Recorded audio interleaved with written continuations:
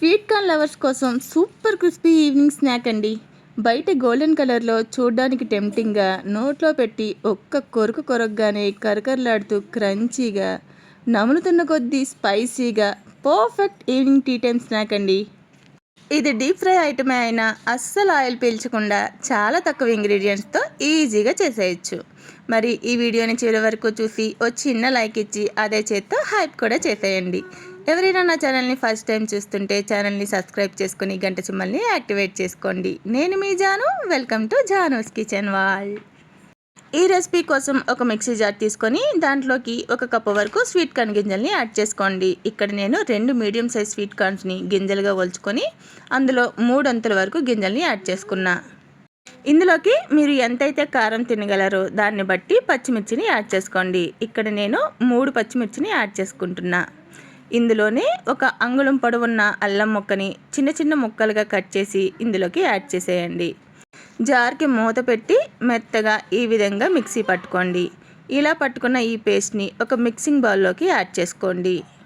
ఇప్పుడు అదే మిక్సీ జార్లోకి ఇంకొక పావు వంతు స్వీట్ కార్న్ గింజల్ని ఉంచుకున్నాను కదండి, వాటిని యాడ్ చేసి కచ్చా పచ్చాగా బ్లెండ్ చేసుకోవాలి.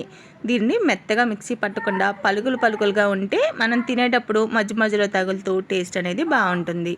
ఇప్పుడు దీంట్లో బైండింగ్ కోసం 1 కప్ వరకు శనగపిండి, అలానే మనకు వడలు అనేది క్రంచీగా రావడం కోసం 1/2 కప్ వరకు బియ్యం పిండిని యాడ్ చేసుకోండి.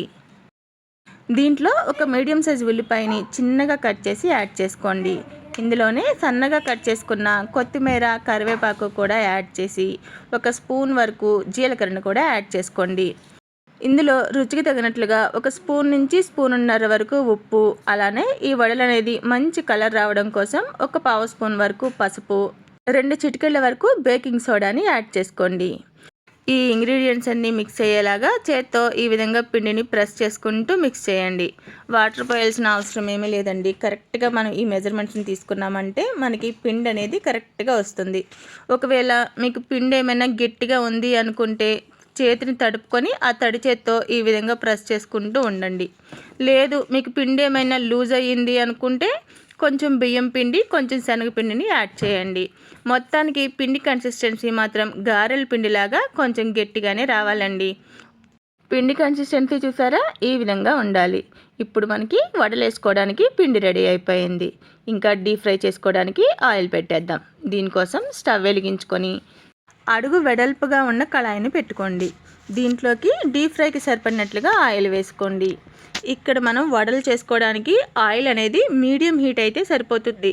చూసారా, ఈ విధంగా ఒక పిండి ముద్ద వేస్తే అది వెంటనే ఆయిల్ పైకి తేలకుండా కొంచెం ఇలా బబుల్స్లా ఫామ్ అవ్వాలి. ఇలా అయితే మనకి ఆయిల్ అనేది మీడియం హీట్లో ఉన్నట్లు. ఇప్పుడు పిండి నుంచి చిన్న చిన్న ముద్దలను తీసుకొని ఈ విధంగా వడల్లాగా చేసుకోవాలి. వీడియో క్లిప్లో చూపిస్తున్నాను చూడండి. ఈ విధంగా వడల్లాగా ఒత్తుకొని ఆయిల్లో వేసుకోవాలి. మనం తీసుకున్న ఆయిల్కి ఎన్ని వడలు అయితే పడతాయో అన్ని వడల్ని కూడా వేసుకొని ఫ్లేమ్ని మీడియంలోనే ఉంచుకొని 2 వైపులా మంచి కలర్ వచ్చేంత వరకు ఫ్రై చేసుకోవాలి. ఇక్కడ మీరు గుర్తుంచుకోవాల్సింది ఆయిల్ని మీడియం హీట్లో ఉన్నప్పుడే వడల్ని యాడ్ చేసుకోవాలి. బాగా హీట్ అయిన ఆయిల్లో కనుక మీరు వడల్ని యాడ్ చేసుకున్నారంటే పైన త్వరగా కలర్ వచ్చేసి లోపల వడలు అనేది ఉడకకుండా పచ్చిగా ఉండిపోతాయి. ఈ వడలను ఫ్రై చేసేటప్పుడు కూడా మనం ఫ్లేమ్ని మీడియంలో ఉంచుకొని ఫ్రై చేసుకోవాలి. 2 వైపులా మంచి గోల్డెన్ బ్రౌన్ కలర్ వచ్చేంత వరకు ఫ్రై చేసుకొని ఒక స్ట్రైనర్ సహాయంతో ఆయిల్ నుంచి ఈ వడల్ని సపరేట్ చేసుకోవాలి. చూసారా ఎంత మంచిగా ఫ్రై అయ్యాయో. ఇలా ఫ్రై చేసుకున్న వీటిని ఆయిల్ నుంచి సపరేట్ చేసి మళ్ళీ నెక్స్ట్ బ్యాచ్ మనం యాడ్ చేసేటప్పుడు ఫ్లేమ్ని లోలో ఉంచుకొని నెక్స్ట్ బ్యాచ్ని యాడ్ చేసుకొని ఆ తర్వాత ఫ్లేమ్ని మీడియంలోకి అడ్జస్ట్ చేసుకొని ఫ్రై చేసుకోవాలి.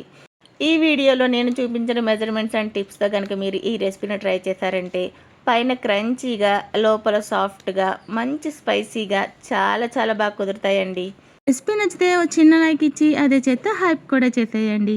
ఇలాంటి మరిన్ని రెసిపీస్ కోసం జానూస్ కిచెన్ వాల్ ఛానల్ని సబ్స్క్రైబ్ చేసుకొని గంట సింబల్ని యాక్టివేట్ చేసుకోండి. Thank you for watching.